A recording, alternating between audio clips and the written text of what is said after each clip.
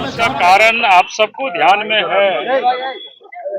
14 तारीख को जिस दिन भारत रत्न बाबा साहब भीमराव अंबेडकर जी का जन्म जयंती था, उस दिन झारखंड सरकार के मंत्री हफीजुल हसन अंसारी जी ने जो कहा है कि शरीयत संविधान से बड़ा है, ये अपने आप में माने संविधान के साथ अपमान है। क्योंकि भारत सरकार के जो मंत्री होते हैं, आप सब को ध्यान में होगा, जो वो शपथ लेते हैं, शपथ में वो क्या कहते हैं कि मैं विधि द्वारा स्थापित संविधान के प्रति सच्ची श्रद्धा और निष्ठा रखूंगा। लेकिन आज झारखंड सरकार के मंत्री ने उस शपथ का जिसको दरकिनार करके उन्होंने कहा कि भाई संविधान से बड़ा उनके लिए शरीयत है, और इसलिए हम सब लोग महामहिम जी से मिले थे। जो व्यक्ति संविधान से शरीयत को ऊपर मानता है, वैसे व्यक्ति को मंत्रिमंडल में बने रहने का कोई हक नहीं है। और इसलिए महामहिम से हम सब ने मांग की है कि वो मुख्यमंत्री को निर्देशित करें और उनको मंत्रिमंडल से बर्खास्त करें, क्योंकि ये उनकी कोई जुबान फिसला ऐसा नहीं है। सोची समझी जो उनकी दिल की बात थी, उसको इन्होंने प्रकट किया है। उन्होंने कहा भी है कि कुरान हमारे दिल में रहता है और शरीयत के अनुसार यानी संविधान को वो नहीं मानते हैं, ये उसका मुंह से प्रकट हुआ। और आज जिस प्रकार से झारखंड प्रदेश में पिछले दिनों आप सबके ध्यान में होगा, चाहे रामनवमी हो, चाहे सरस्वती पूजा हो, चाहे दुर्गा पूजा का विसर्जन हो, या किसी भी प्रकार की जो हिंदुओं का जो उत्सव होता है, जगह जगह पर इस प्रकार की संप्रदाय की जो शक्ति है वो आज प्रकट हो रहे हैं। और जगह जगह पर सांप्रदायिक सद्भावना को बिगाड़ने के लिए कहीं पत्थर चलता है, कहीं पेट्रोल बम चलता है, कहीं लाठी डंडा चलता है, कहीं बोतल फेंके जाते हैं। तो ऐसी सरकार में जब मंत्री बैठे रहते हैं तो ऐसे जो सांप्रदायिक ताकतें हैं उनका मनोबल बढ़ता है। इसलिए आज आवश्यकता है सरकार को मंत्रिमंडल से बर्खास्त करे। आज इसी मांग को लेकर के जिला स्कूल से लेकर के यहाँ तक हम सब ने क्या कहते हैं उसको रोष मार्च किया। राजभवन में राज्यपाल से हम लोग मिले हैं, और ये कार्यक्रम यहीं सीमित नहीं होगी, ये शुरुआत है। आज झारखंड के संपूर्ण झारखंड में ये कार्यक्रम चलेगा और सरकार को हम लोग विवश करेंगे ताकि उनको मंत्रिमंडल से हटा। देखो, हम सब बाबा साहब अम्बेडकर, अभी 14 तारीख को बाबा साहब अम्बेडकर की जयंती पूरे देश ने मनाई, और उसके बाद एक संविधान की शपथ लेने वाला मंत्री, उसका बयान आता कि शरीयत हमारे लिए पहले है। अरे शरीयत पहले तो हिंदुस्तान क्या कर रहे हो भाई, पाकिस्तान जाओ ना। यहां तो बाबा साहब अम्बेडकर का संविधान से देश चलेगा। बाबा साहब अम्बेडकर हमारे पूजनीय हैं, और आप शरीयत की बात करते हो, आज सांप्रदायिकता फैलाओगे।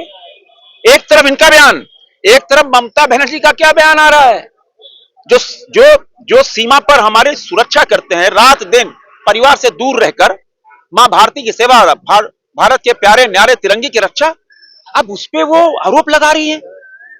अब बताओ तुष्टीकरण कितनी हद पार कर रहा है। बंगाल में रूल ऑफ लॉ कोलैप्स हो चुका है। झारखंड के अंदर मंत्री ऐसे बयान दे रहे हैं सिर्फ वोट बैंक की खातिर। क्या शरीयत बड़ा है कि संविधान बड़ा है?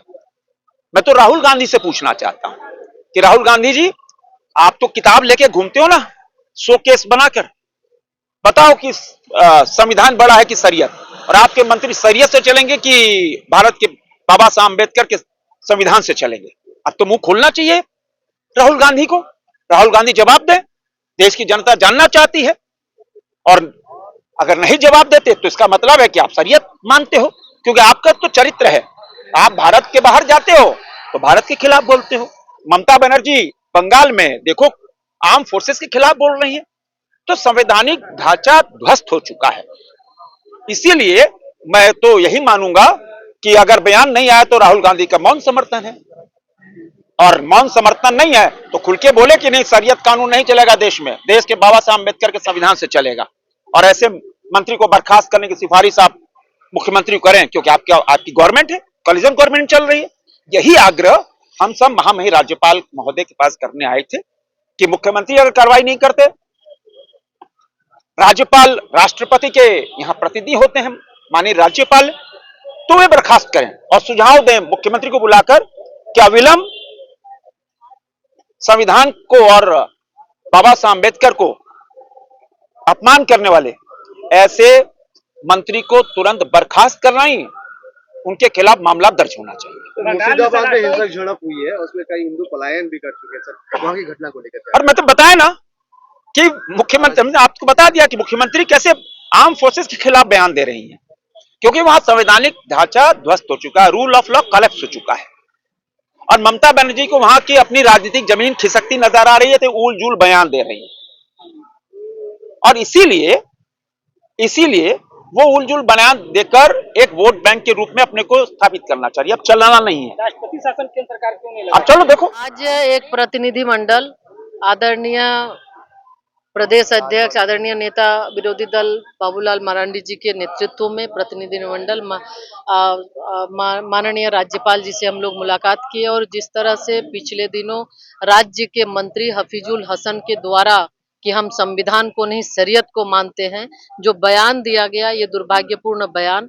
संविधान शपथ संविधान की लेते हैं और संविधान की अवहेलना करने वाले, संविधान को दरकिनार करने वाले, इनका जो बयान था इसको लेकर माननीय महामहिम से मिलकर उनको हमने दिया है। बहुत ही गंभीरता पूर्वक माननीय राज्यपाल जी ने इस बात को सुना और उन्होंने इसका जिक्र भी किया कि ये जानकारी उन्हें भी है, वो सरकार से इस पर बात भी कर रहे हैं, और निश्चित रूप से जो संवैधानिक दायित्वों के तहत जिस तरह से होगा वो कार्रवाई करेंगे। और हम सब चाहते हैं कि ये मुख्यमंत्री जी को इसको तुरंत बर्खास्त करना चाहिए। ऐसे मंत्री जो उनके मंत्रिमंडल में शामिल है और जो शरीयत की बात करते हैं, निश्चित रूप से बर्खास्त करना चाहिए। साथ ही साथ ये कांग्रेस जो इंडी गठबंधन के सबसे प्रमुख घटक कांग्रेस है, ये संविधान की बात पूरे चुनाव में पॉकेट में रख के संविधान की बात करने वाले लोग, आज कहाँ गया उनका संविधान के प्रति प्रेम?